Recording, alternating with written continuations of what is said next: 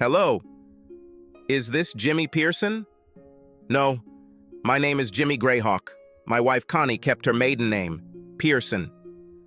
Well, this is Dr. Sahid Alwari. 6 months ago, your wife and I began an affair here in the hospital. What? What is this, a joke? No, she was one fine piece of ass and a great slut. Listen, I don't have time. The reason for my call is that I am about to return to Saudi Arabia, and about 2 months ago your wife left me for a new doctor, Gregory Zenger. I hope you are not a weak cuckold and will take revenge. Wait a minute. How do I know you're telling the truth? Well, if you get to storage room 506 at the hospital in the next 15 minutes, you can probably catch her and Gregory doing this. Sorry, my plane is landing. Good luck, cook. Jimmy was shocked. Was his beloved wife, the mother of his daughter, having sex with other men? It was too hard for him to believe. He was a slow man. His first thought was how to prove or disprove what he had heard. And then it occurred to him, Jerry. He was a neighbor of Jimmy, who worked as a security guard at the hospital where his wife, a nurse, also worked. He called Jerry on his cell phone. Hello, Jerry Austin Security, how can I help? Jerry, this is Jimmy. Listen, are you at work? Yes, I'm doing my rounds now. What's the matter? Maybe it's nothing special, but some Arab doctor just called me and said Connie was having an affair. She and some other doctor are supposedly having sex right now in storage room 506. Is there any way to get in there and, if she's there, take pictures? Guy, are you sure? Connie, no, I'm not sure. That's why I need you to find out. Please, I need this service. No problem. I definitely owe you for all the carpentry work you did for me. I'm already close. I'll let you know if I see anything and send you pictures if I do. I really hope this isn't true. You and Maddie deserve better. Thank you. While Jimmy waited, he tried to understand what was happening. He devoted his life to his wife and 10-year-old daughter. The house they lived in was built largely with his own hands in 3 years. Everything was built the way his wife wanted. As far as he knew, Connie was happy. Then he thought about the last 6 months. His wife began working longer hours and staying overnight when she only had a few hours between shifts. Their sex life had suffered, as he expected, given her work schedule, but she didn't complain about anything and seemed to enjoy their sex just as much as always. After all, she would never jeopardize their marriage and raise their daughter, would she? The wait was agonizing. The phone rang. Jimmy? I'm sorry, man, but your wife and Dr. Zender had sex like 2 horny teenagers. I have photos and videos to send you. I don't think they noticed me. I'm really sorry. If you want me to do anything else for you, let me know. After watching the video and seeing his wife eagerly having sex, Jimmy cried for one of the few times in his life. Dad? Maddie, what are you doing over there? Go back to bed, honey. Everything is fine. I heard the phone ringing, and then I heard you crying. What's the matter? I am 10 years old. I'm not a child. I need to know. Maddie was mature beyond her years. Jimmy had a hard time denying her anything because she always seemed to do the right thing. Upon reflection, he realized that this situation affected her as much as it affected him. I'm crying because I just received proof that your mother, how should I put it, loved another man in the hospital. I'm trying to figure out what to do. She's finishing work soon, and I think I should wait to talk to her then. I don't think she'll be coming home today. I overheard her telling someone on the phone that she was happy they were going to spend the whole night together. I thought she meant work. I think you should call her right now. Let's see what she says. Okay, maybe there is some good explanation. Jimmy was told not to call his wife on her cell phone while she was working unless there was an emergency. This is considered an emergency. After several rings, a breathless voice answered, Jimmy? Is something wrong with Maddie? You seem out of breath, honey. Are you okay? I didn't have my phone with me, so I had to run to get it. What's happened? The memory of the video recording removed any desire to be understanding. I thought you might have been short of breath because you just had sex with Dr. Zender. There was a long pause before she said, Oh, crap. He knows. Don't worry, Greg. I'll take care of it. This statement was made to another person in the storeroom. Jimmy, I'm sorry you had to find out this way, but I'm glad you know now. This is definitely not the answer I expected. I love you and our marriage, but I work so hard in life and death situations that I have to deal with a lot of stress. I deserve something more to handle all this responsibility. That's it. A little extra sex on the side to reduce stress. There's nothing special about it. This does not affect our marriage or the fact that I am the mother of our daughter. I'm afraid I don't quite understand it that way. Look, I need to get back to work. That's how it is. You have two options. 1. Let everything be as it is. We continue to raise our daughter. You get a loving wife who gives you sex from time to time, but sometimes has fun with sex with other men. Or 2, you file for divorce and I get half of our assets, the house and primary custody of Maddie. You will get every weekend and every other major holiday to visit your daughter. Here's how divorce works in our state. I guarantee that I will make your life miserable and find every excuse possible to cancel your scheduled visits. I know how much you love Maddie, so you really only have one choice. After I finish this shift, Greg and I will go to a motel and spend the night together. Tomorrow I'll work a regular day shift, and tomorrow night I'll come home and we can talk. You will see that it is better for you to just continue to live as you are. Bye. Jimmy and Maddie sat at the kitchen table and looked at each other, seeing anger, disappointment, and sadness fighting for dominance. Well, Maddie, I don't know what to do. I don't think I can live here knowing that your mom has sex with other men. If I file for divorce, I won't be able to see you every day. I don't think at your age a judge would let you choose who you want to stay with. If I move out, do you think you can stay here with your mother? Hell no. Maddie, Dad, I'm already a big girl. If I have a choice, I want to be with you. Looks like we don't have much choice. Dad, there is another choice. Which? Burn this bitch. What are you talking about? Remember my friend Beverly? Well, her dad caught Beverly's mom fooling around and just left. He took all the money he could and just disappeared. After some time, they caught him and arranged a terrible scam. You and I could leave her as little money as possible and just disappear. Her idea seemed quite feasible to Jimmy. Where will we go? You know where. Realizing what Maddie was offering, his father thought, I don't think they'll take me back. You can ask. I had a vision of us returning. Maddie was the granddaughter of the most respected spiritual director on the Turtle Mountain Chippewa Indian Reservation. Jimmy left the tribe when he joined the army with his buddy Tommy White Elk. He was an angry young man who disrespected his parents and his people and was cast out of the tribe. After serving in Iraq, his anger cooled and he reconnected with his mother. During the time he was alone with Maddie, he told her about her family and especially about her grandmother. Over the past few years, his daughter has shown signs of being able to perceive and interpret visions. Connie knew almost nothing about his family or what he taught Maddie. He told his wife he didn't want to talk about anything in his life before he left the military, and Connie didn't ask many questions. Okay, I'll call. Your mom won't be back until after 5 out tomorrow. We have a lot to do until then. Connie and Greg were getting dressed to go to work after spending the whole night together. Connie was disappointed. Greg could have sex, but didn't seem to know how to make love, which she admitted Jimmy was really good at. Her doctor lover was only good twice in 8 hours. She tried to arouse him a third time, but he failed. Her climaxes were fake. Connie realized that part of the thrill of sex with Dr. Zender, like with Alvari before him, was a secret, illicit part of their time together. Now that Jimmy knew, sex with someone else wasn't that exciting. Every time she had a few minutes of rest during her Monday afternoon shift, Connie thought about how she should end things with Greg and mend her relationship with Jimmy. After all, Greg's teacher wife will be moving here with their 2 children as soon as the school year ends.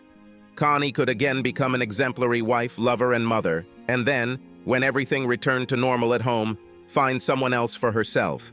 Jimmy would never turn down sex with her or jeopardize his access to Maddie.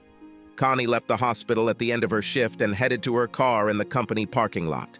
From a few feet away, she saw that all 4 tires were punctured. How childish, she thought. Well, here's a plan for you to do something nice when I get home. She tried to call Jimmy on his cell phone, but there was no answer. She asked one of her colleagues to lend her a phone. Connie's call to her husband's phone brought up the message, "Service on this number is no longer available." So he wanted to play dirty. Well, she can too. The threat of divorce alone might get him back on track, but she would have to watch him grovel. She used the phone again to call a taxi.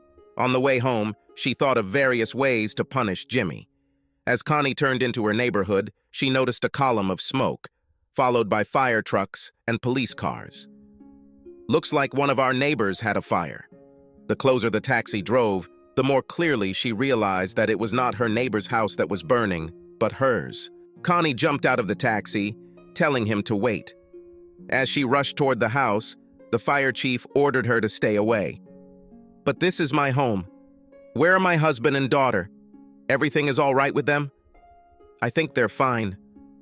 "Your neighbor said she saw them drive away right after they set fire to a pile of clothes." "What?" Connie looked out into the yard and saw a pile of her clothes on fire. There were some things on top of the pile. After a few seconds, she realized that they were her wedding albums. Photos of that oh-so-expensive wedding she simply had to have disappeared into smoke. Looking at the house, she noticed that although the fire was under control, there was little left of the house she loved so much. Connie saw her next-door neighbor, Mrs. Jensen, standing on the sidewalk, watching. As she approached her neighbor, Mrs. Jensen frowned. "They are gone. I hope you're happy now." "What are you talking about, Mrs. Jensen?" "Jimmy and Maddie talked to me before they started the fire.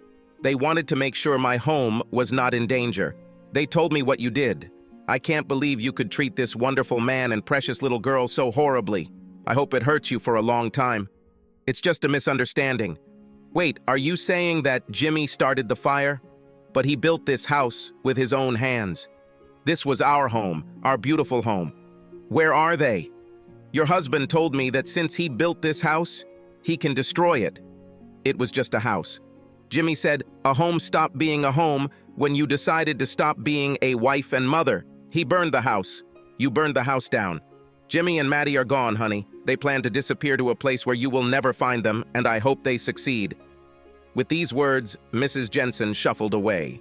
Returning to the fire, the chief informed Connie that it would be several days before they could declare the house safe to search for any valuables that might have survived. He asked if she could go somewhere. After a pause, she said, "My parents." Back in the taxi, Connie gave the driver her parents' address. She had a lot of thoughts going through her head, which basically oscillated between two options. He would come back and ask for forgiveness and then build a new, even better house. Or, once I found him, I would royally fuck him in the divorce. In the midst of her internal debate, they reached her parents' house. When she went to pay for the taxi, the driver told her that her card had been rejected. She asked the driver to wait to collect the money from her father. She rang the bell, and for the first time today, tears came to her eyes. Connie needed emotional support from her parents. Harry opened the door, but not all the way. "What do you want?" "Dad, it's me, Connie. Let me in." "Something terrible happened." "Jimmy, I know what happened. Jimmy and Maddie stopped here on their way out of town. How could you? I loved him like the son I never had. She is our only granddaughter. We raised you better than... I'm afraid we can no longer consider you our daughter." "Dad, what are you talking about? It's just a misunderstanding. Jimmy will come back and I'll sort everything out. Let me talk to Mom." "Misunderstanding? Is that what you kids call it now? How can you? I've seen the photographs." Does he have photos? Oh my God. Where is Mom? I need to explain everything to her." The door didn't open any wider. "Your mother is in bed. The doctor had to prescribe a sedative. We're lucky she didn't have a heart attack when she saw the photos." "Did Jimmy show his mother the photographs? How could he?" "He didn't want to. But your mother said she would never believe that her daughter could do something so vile, so contrary to what she taught her, so contrary to what her religion taught her. So I handed her the photos, and as soon as she saw them, she fainted. She doesn't want to see you anytime soon, if at all." The door closed. She didn't have the courage to ask for money for a taxi. Connie returned to the taxi in tears. "Where to now?" he asked. It must be somewhere where you can get money. Connie decided that her credit card was no good either. After some thought, she gave the driver the address of her younger sister. Connie did not have a good relationship with Leslie, but her sister was a good aunt to Maddie. Leslie gained a reputation as a slut at school and fell out of favor with her parents. Connie wasn't sure how she would be received, but Leslie was her only family. This time the door swung wide open. Leslie had a knowing smile on her face. "Great. Good. I waited for you. Dad probably called you?" "No. Jimmy and Maddie came here on the way. I thought that Mom and Dad might not be receptive to their daughter cheating since they still aren't too happy with their slut daughter. Before we go in, can I ask you a big favor? Actually, 2 services. There's something wrong with my credit card and I need to pay for a taxi. And then, is it possible to stay with you for a while? Jimmy burned down our house. After a short mental discussion, Lisa softened. Okay, I guess I owe you one. Thank you. After paying the taxi driver and settling down on the sofa in her sister's living room, Connie asked, "What did you mean when you said you owed me? I don't remember lending anything to you recently. You didn't do this. I grew up in the shadow of Miss Goody Two-Shoes and her high grade is perfect looks and noble career. You made me sick. I was compared to you all the time, and I couldn't handle it. I became a failure, but it made me different from you, which is what I thought I wanted. Now you have made me a good daughter. Everyone loves Jimmy. How many times has he volunteered to use his carpentry skills to help one of your neighbors? Some kind of missionary group? This house was a shrine to you. And what did you do? You are throwing mud at him. My niece was the most fantastic child I have ever known. I will miss her so much. You had the most loving, devoted, caring, patient husband, and you reward him by tearing out his heart and trampling on it. I'll tell you what, if Jimmy comes back, I'll beg him to be with me.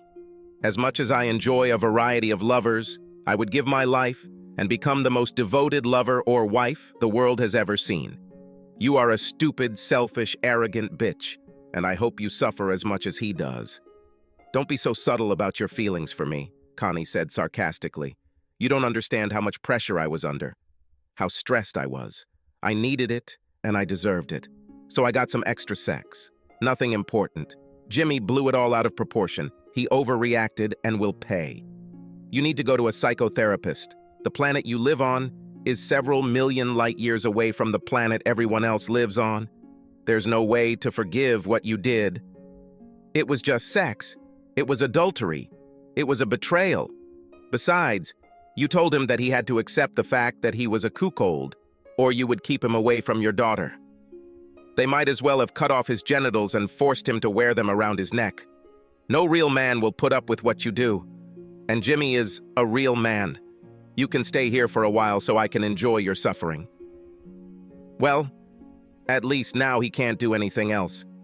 However, I can fight back. He took my daughter without my permission, and that's kidnapping. He will have to deal with the law. Let's see how he likes the bunk mates he gets in prison. Connie spent a restless night at her sister's. The next day, she left work to try to get her life in order. She discovered that everything that was in both of their names was now in her name only. Their joint checking account, mortgage, her car loan, credit card, cell phone, etc. At least half of their total assets were transferred into her personal savings account, so she had the funds to find a place and start changing her clothes and personal items. Toward the end of the day, she called the insurance company to report the fire and find out what they needed to do to get reimbursed. She was surprised to find that Jimmy had canceled his homeowner's fire insurance. There will be no insurance for the house. All Connie had was the lot on which the burned house stood. At least the house was paid off, so she didn't have to worry about paying off a mortgage on a house that no longer existed. It seemed like every few minutes she learned about something else, for which she was entirely responsible.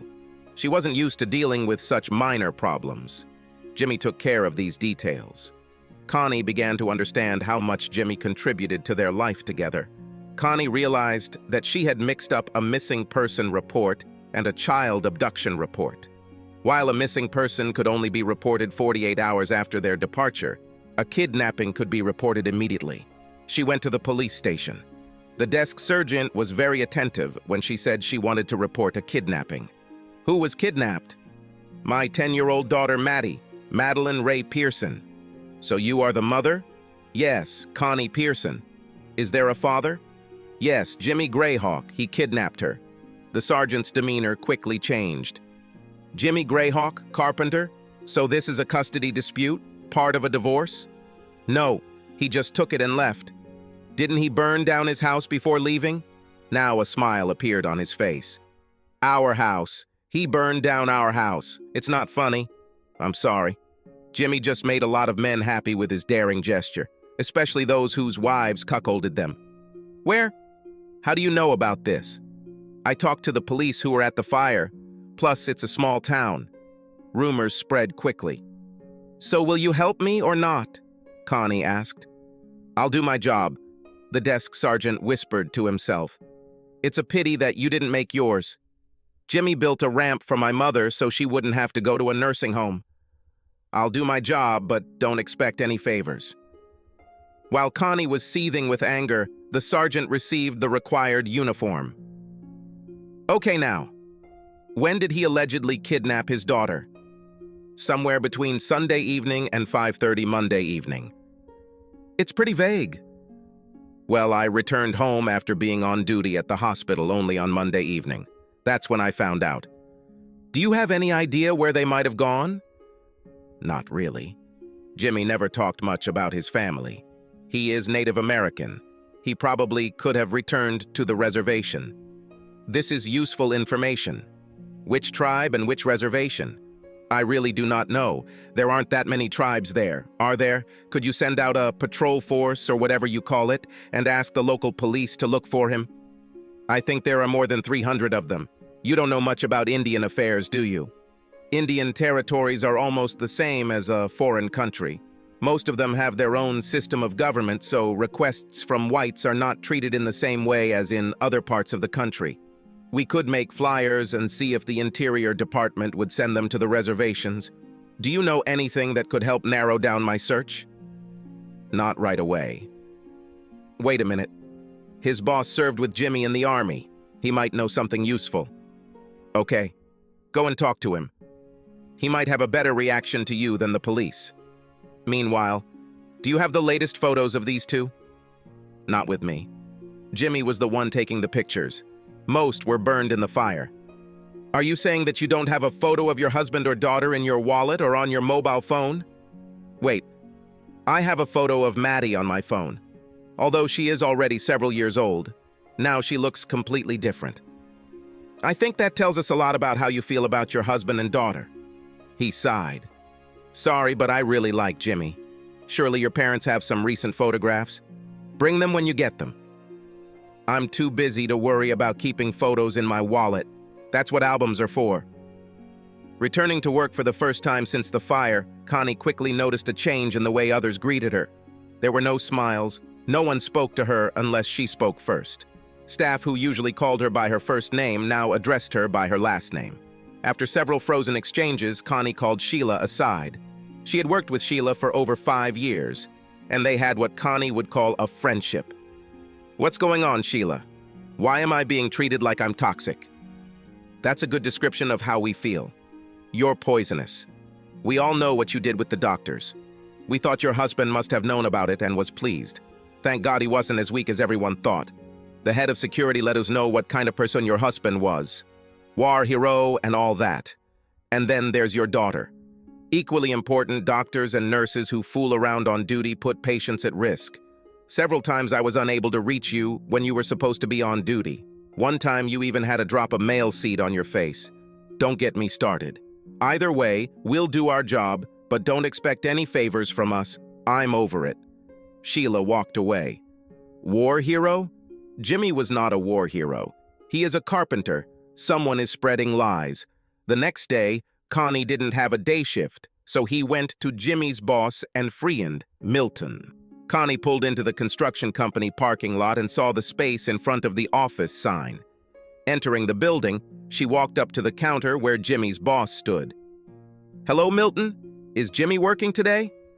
The construction manager replied, No, he came and quit on Monday.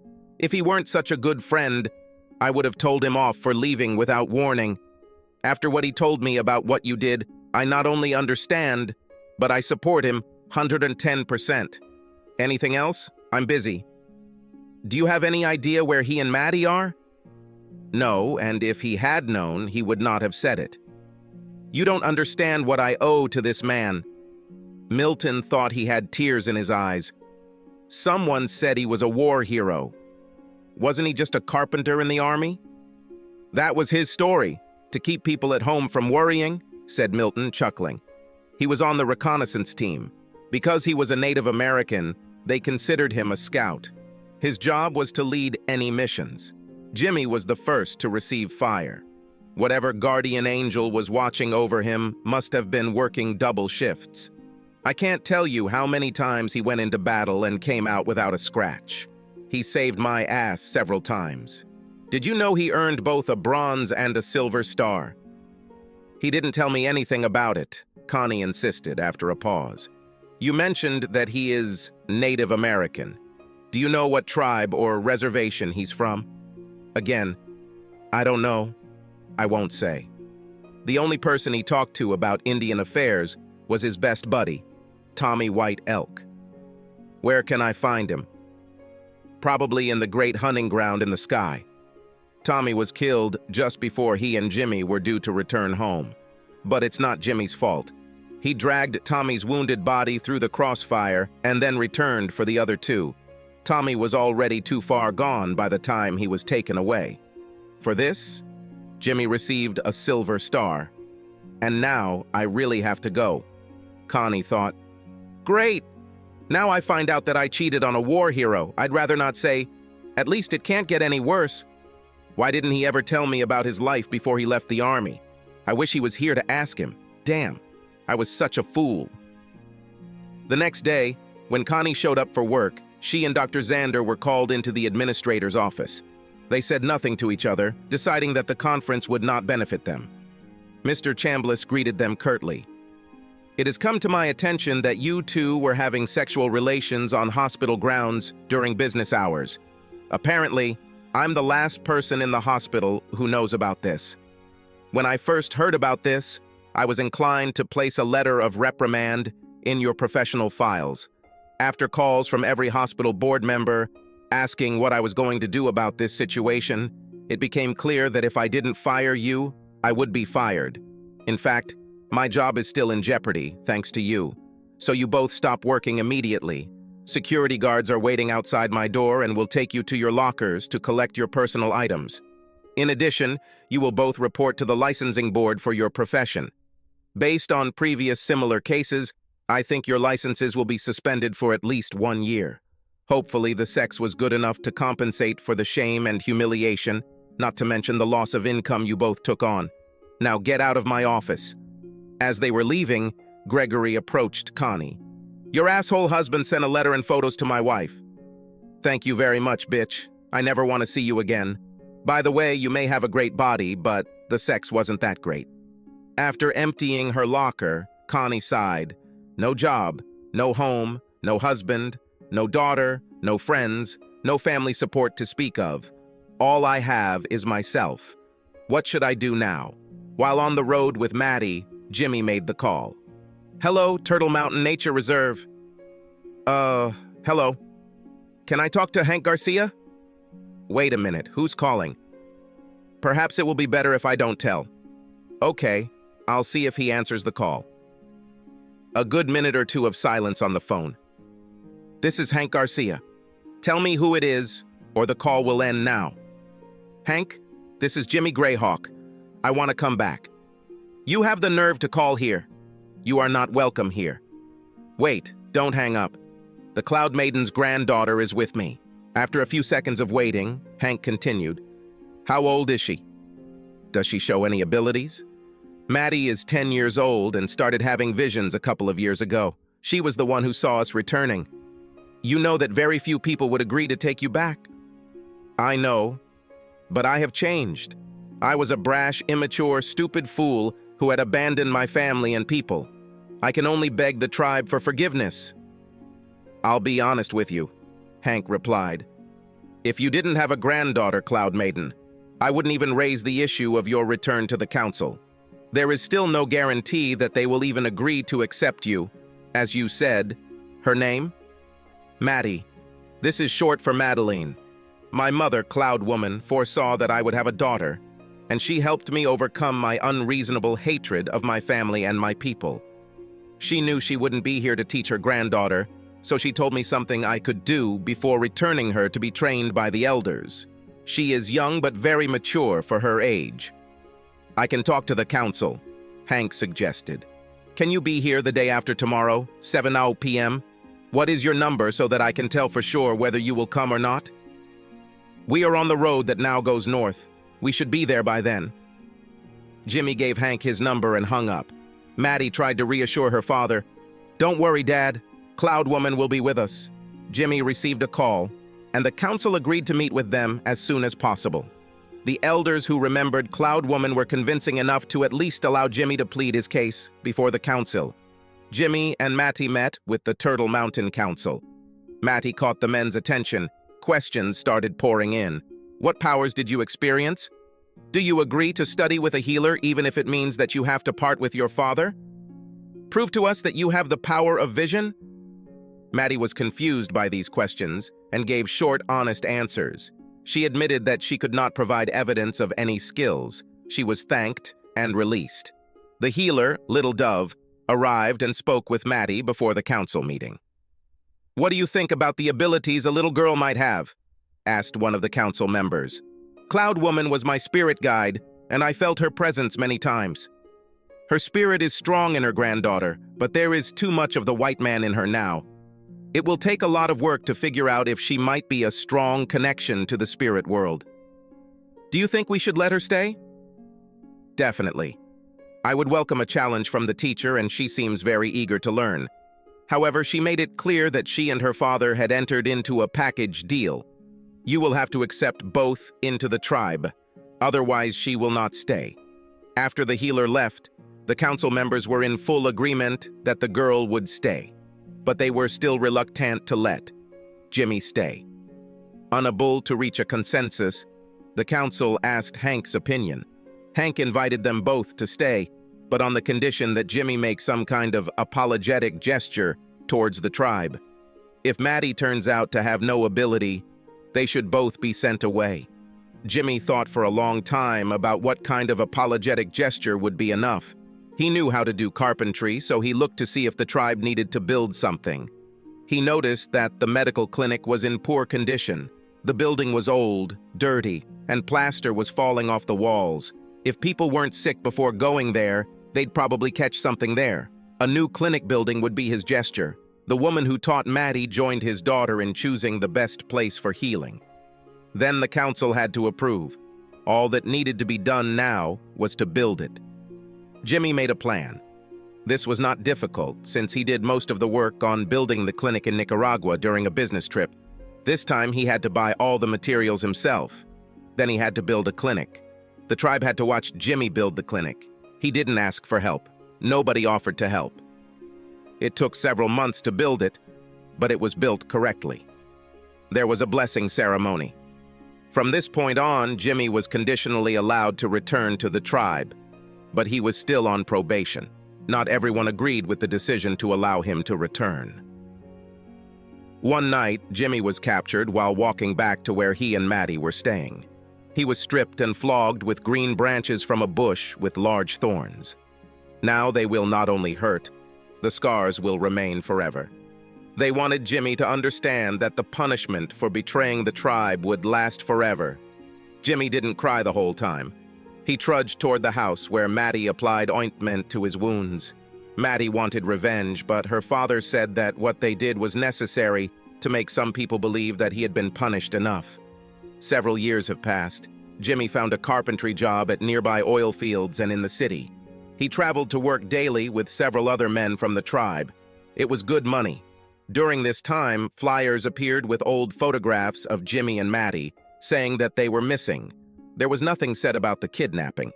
Then one day, flyers appeared that mentioned a $5,000 reward. Jimmy knew that there were many people on the reservation who would probably rent it out for much less money. Although Maddie no longer looked like her old photo, Jimmy still did. Maddie tanned and seemed to have turned into a beautiful 14-year-old girl. She was chosen to help sell authentic local jewelry to tourists and casino gamblers. No one seemed able to refuse her. Maddie only hoped that no buyer would force her to admit that although they were made by real natives, they were real natives, born and worked in China. One day, Maddie came to her father and said, "I had a vision that Mom would come." Jimmy knew that sooner or later the time would come when he would have to deal with Connie and her likely desire to take Maddie. His emotions were mixed and strong. "What do you think we should do, Cloud Woman?" Maddie's visionary abilities quickly grew under the tribe's tutelage and allowed her to take the same name as her grandmother. A very great honor. "It's time to sort this out," Maddie said. "I want to see her. You must see her." The following week, Maddie was selling jewelry to a group of tourists who had recently gotten off the tour bus. She saw a blonde woman looking around the gift shop and immediately knew who it was. Maddie approached the woman and asked, "Don't you love the craftsmanship of these necklaces? They would curl wonderfully around the neck of such a pretty woman." The woman turned to the teenage girl and felt her heart flutter. Something about this girl reminded her of Maddie, but she was taller, tanned, and had completely different hair. "And yet, would you smile at me, princess?" Maddie smiled, showing beautiful white teeth. Connie sighed. The Maddie she remembered had a large gap between her front teeth. This girl had perfect teeth. Connie was disappointed. "Yes, I would like to buy a necklace." While she and Maddie were exchanging remarks, Connie heard a voice behind her. "Hello, Connie." It was a long time ago. Connie didn't have to turn around. She knew exactly who was talking to her. It was her Jimmy. She closed her eyes, steeled herself, and opened her eyes, turning to greet him. She was surprised that his face seemed much more stern than she remembered. However, there was no smile on his face. She feared a much worse reception. She desperately wanted to hug him, but she didn't see anything in his eyes that made her believe he would be receptive. "Jimmy, I'm so glad to see you. I have so much to tell you, but please tell me where Maddie is. I'm dying to see her." "Come back." Maddie was still standing there, but now she was smiling with tears in her eyes. "Hello, Mom. I missed you." Tight hugs and more tears followed. "I missed you too, honey. You've grown so much. You are simply amazing. I can't believe I sent you both away. I'm very sorry, very sorry." More hugs, more tears. Finally, she turned to Jimmy and said, "I'm not here to open old wounds. I would like to be able to apologize and spend as much time with Maddie as possible." "Are you going to try to take her with you?" "No, I don't want to ruin your life again. I just want to be with Maddie for as long as you let me. What about your job and boyfriend or husband? When I was sure you two were here, I quit my job and put my things in storage. Since you left, I haven't had a boyfriend or husband. I dated some, but no relationships worked out. You taught me a harsh lesson, but I deserve it. I haven't been with anyone since you left. I didn't want to start a new relationship until I healed my old one. I didn't start a new relationship either. The reason is that I was afraid that I could no longer trust a woman. It didn't work the first time. By the way, we're divorced, aren't we? Yes, I had to file for divorce to get government benefits that I needed to survive after my nursing license was suspended." "Are you no longer a nurse?" "A year later, my license was returned. It was difficult to find a job that paid as well as what I was earning before, but I was able to support myself and save some money. I even went back to school and got my APRN. Is there anything Maddie needs that you'll let me buy for her?" Jimmy looked offended. "No, Maddie has everything she needs." Finally, a smile appeared on his lips. "And almost everything she wants. She's already a teenager." Maddie joined the conversation. "Mom, you won't stay for long, right? It's up to you two to decide. I have a room booked at the Economy Lodge Hotel." "Ugh, this place is full of bed bugs. You will stay with us," Maddie spoke with the confidence that only a teenager can demonstrate. "No, I can't force myself on you and your father, baby." First of all, I'm not a child, and we have a spare bedroom. Now let's get your luggage. No, I need to talk to your father first. Maddie and I have already discussed everything, Jimmy intervened. It will be much easier for you to spend time with Maddie if you live with us. I trust you understand that this does not mean any renewal of the relationship between you and me. You will be there as Maddie's mother and nothing more. Certainly. I understand. I hope you'll let me help with cooking and other things. I won't feel good if I don't stay. Phew, I hope your cooking has improved. Sorry, Mom, but your cooking sucks. After all three chuckled, Jimmy told Connie to go to her room while he drove up in the Jeep to pick her up and her things. The trip was short, as they passed through the tourist part of the reservation and ended up in one of the residential areas. They stopped in front of a house that, like all the others around it, had a Western Plains theme. Wooden and Indian decorations predominated inside. Jimmy carried Connie's luggage into the spare bedroom. Connie looked around the room and noticed that it definitely had a feminine feel to it. "Is this your room, Maddie?" "It was Songbird's room," Maddie said again. "She is my father's cousin, who helped us until we needed to take care of our father. I'm big enough now that we don't need much help to take care of me, but it would be nice if you could help a little." Tears welled up in her eyes and she gasped. "I'm so glad to see you again, Mom." "Jimmy, I need to talk to you first. You may not want to listen to what I have to say, but I have to say it." Her ex-husband said nothing, but stood there. "I denied for a long time that I had done anything wrong, even though everyone, and I mean everyone, told me that I had seriously screwed up. It was only when my mother finally spoke to me that it dawned on me. Seeing the tears and suffering I put her, my own daughter, through and being the reason she couldn't see her only granddaughter. Finally, I couldn't stand it anymore. I went to see a therapist and began to become what I hope is a better person. I know these are just words, but I hope you can see enough change in me to allow me to get to know my daughter again. I can never hope that you will forgive me, and I'm ready to live with that. I ruined my life and the life of my family. I deserve all the punishment you gave me and more. All I can say now is that I'm very sorry." Jimmy remained standing without any expression on his face. In his mind, he said to himself, "She's right about one thing. They're just words. Maddie wants her here, so I'll put up with Connie as long as I can." As the weeks passed, a routine settled into the house that seemed to suit everyone. Connie did most of the housework and spent a lot of time getting to know Maddie and learning a lot about the tribe. Connie was careful not to show Jimmy any intimate parts of her body or make any attempts that he might consider flirting. The conversations at the dinner table were comparable to those from their past lives, although Connie's work schedule as a nurse in their past life often prevented them all from being together. One evening, Connie asked Jimmy if they could talk. "I've been here for several weeks now, and I've enjoyed every minute I've spent with you and Maddie. I think it's time to talk about where we will go next." "You're not going to take Maddie back where we came from?" Jimmy asked angrily. "I won't." "Hell no, Jimmy. That's not at all what I'm saying. I don't want to leave with Maddie. That's not the problem. I mean, I can't continue living off of you two. I think, first of all, I need a job. I talked to the people at the reservation clinic and they offered me a job. Long hours and low pay. How could I refuse?" Connie tried to liven up the conversation. "It's time to talk about whether I need to get my own home. Don't you like it here?" "I like it here. I just don't know if you like my presence or not. We both probably have good and bad memories from the time we were married.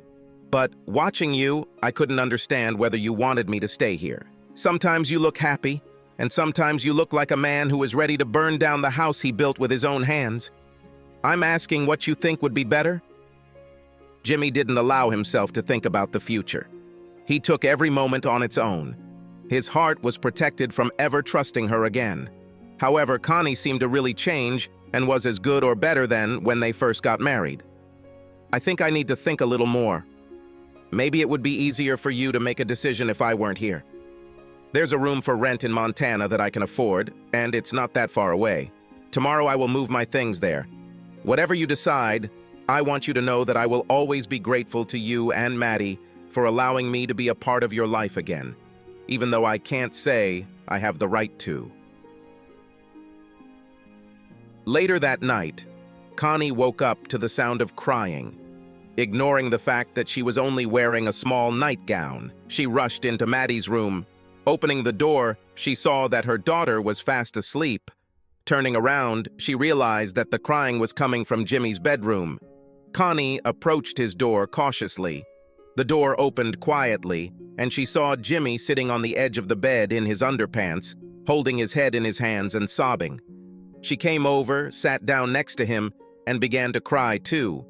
"Jimmy, what's the matter, honey? Is there anything I can do? My presence here is only making things worse." Connie ran her hand down his back and felt the numerous scars that she had never seen before. "Oh God, Jimmy, what's happened?" "It was part of what I had to go through to get back into the tribe's good graces." "Horrible. It's all my fault. None of this would have happened if I had just been faithful. I thought I suffered a lot, but I was never physically punished." "Sorry, baby. Please tell me, what can I do to make things better?" After taking several deep breaths to compose himself, Jimmy spat. "I don't deserve this. You won't stay here. I can't stand it anymore. It's just too hard. I'm really sorry. I hurt you in ways I never could have imagined. I'm such a fool. I'll leave first thing in the morning. I'm really sorry." She stood up to go back to her room. Jimmy grabbed her hand. "My problem is that I can't be around you now without wanting to be with you, like I did when we were married. You're so beautiful, and I keep thinking about the times we made love and just sat and held each other. My heart literally hurts when I see you. The part of me that hated you for betraying our family is slowly being eaten away. I know that's not what you came here for, so I think it's best if you come home. It was unbearable for me to know that you were nearby and not just left this house. I promise that Maddie will be able to come for a long time, and you will be a welcome guest here anytime you want." Connie also began to cry and, gathering her courage, said, "Jimmy, I wasn't sure what I wanted from you when I came here. I couldn't believe that you could ever forgive me. I've been praying for a long time that you and Maddie would give me another chance. I want to stay. I want with all my heart to be your wife again. And I promise to never again give you a reason to doubt my love and devotion. If you want me to leave, I will leave. But that's not what I want to do." Jimmy was silent. Connie moved from hugging to kissing, trying to see as much of his scars as possible. Finally, she reached his face and took his head in her hands. Her touches and kisses were better than what he remembered. He gave in and kissed back passionately. The couple hugged, cried, laughed, and kissed for several minutes. A new routine has begun. Jimmy continued to work as a carpenter, and Connie worked long hours due to limited nursing staff. Remarriage was not discussed. Separate bank accounts were maintained, and Connie paid her share. Although she and Jimmy slept together again, she used the guest bedroom on the nights she came home late and tired. This was the easiest thing to do.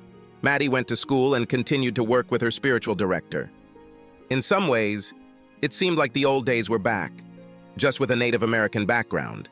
This should have been a clue. Old bad habits returned like old good ones.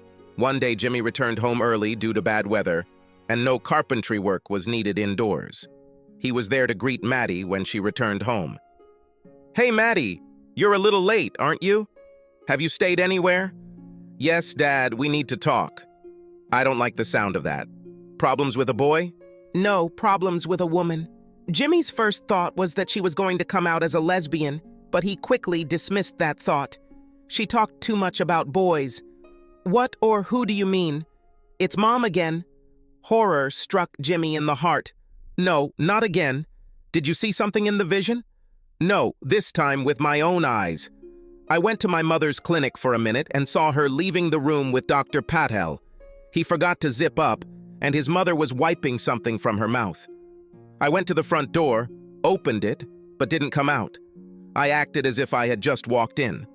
Mom greeted me and we talked a little. She looked damn guilty.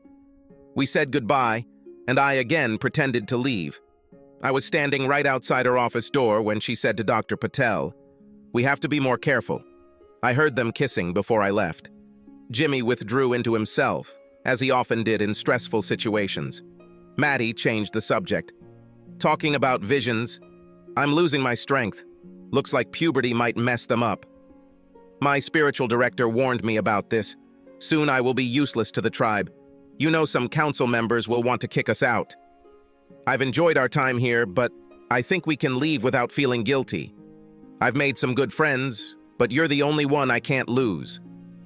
So, you think it's time to leave again? Absolutely right. Where to this time? Hawaii sounds good. They probably need carpenters there. She smiled. I don't think there's a Chippewa reservation there. Jimmy smiled back. Then we can begin. When do we leave? Jimmy asked. As soon as we get ready. Oh, I have one request. Jimmy guessed and expressed his opinion. Oh no, not this. Please, it was so fun. Okay, but we have to be careful. And this time we take all our money. She has what she has on her own account. Connie heard the sirens wail. A recent conversation with Maddie helped her draw the necessary conclusions. She ran out of the clinic and ran to the house she shared with Jimmy and Maddie. She made the right decision. After all, Maddie had seen her with Dr. Patel. Damn, how could I be so selfish and arrogant again? Subscribe to our channel so that your second chaff doesn't cheat on you, and go ahead and listen to the next story, because this story is nothing compared to the next one. If you're under 18, don't even think about listening to the next one.